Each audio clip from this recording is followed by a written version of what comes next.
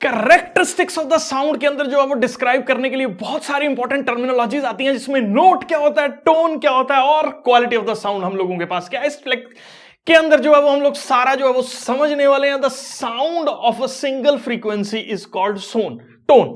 Sound एक single frequency की, जैसे अगर तुमने यार धुन सुनी होगी सा रे गा मा पा दा नी सा, ठीक है, तो ये सा रे गा मा ये टोन है, ठीक है।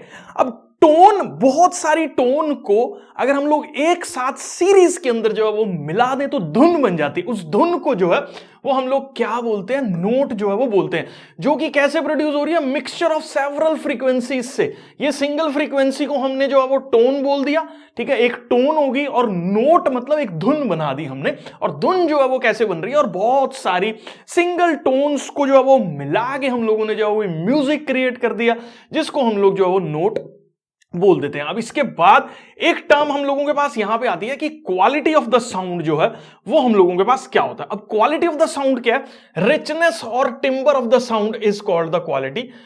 क्वालिटी मतलब कितनी अच्छी आवाज है, कितना अच्छे से जो है वो साउंड रिकॉर्ड हो रखी है, कितनी अच्छी आवाज जो है वो प्रोड्यूस हो रही है, क्या क्वालिटी है, फटी हुई आवाज तो नहीं आ रही है, क्या सर्टेन लेवल की फ्रीक्वेंसीज जो है वो उसके अंदर जो होनी चाहिए वो प्रेजेंट हैं, तो हम लोगों के पास उसको जो है वो क्वालिटी फैक्टर बोल देते हैं। जिसमें सेम पिच हो रही है, लाउडनेस है, और डिस्टिंग्विश कर सकते हैं उसको उसकी क्वालिटी के बेसिस पे। वो पर्टिकुलर म्यूजिक जो इससे प्रोड्यूस होता है वो काफी अच्छा लगता है कानों को, जबकि नॉइस के अंदर जो म्यूजिक जो प्रोड्यूस हो रहा था, जैसे एकदम से शोर हो रहा हो, that is a loudness, very poor quality sound, क्योंकि वो डिस्टिंग्विश करने में बहुत ज्यादा डिफिकल्ट हो जाता है। हम लोग बहुत सारे बच्चे मान लो क्लासरूम पे बैठ के बोल रहे हैं, टीचर को नहीं समझ में आ रहा कौन क्या बोल रहा है, एक विस्परिंग की साउंड जो है वो एक हू वाली साउंड जो है वो प्रोड्यूस हो रही है, सब बोल रहे हैं और आवाज जो है वो डिस्टिंग्विश नहीं कर पा रहे, that is a poor quality sound. लेकिन हाँ, एक बच्चा खड़े होकर गाना सुना रहा है और उसकी आवाज सब लोगों तक जो है वो पहुंच रही है, और बहुत ही अच्छे से टोन्स को जो है वो मैनेज करके वो गा रहा है, तो उसको बोलेंगे that is a high quality sound, ठीक है।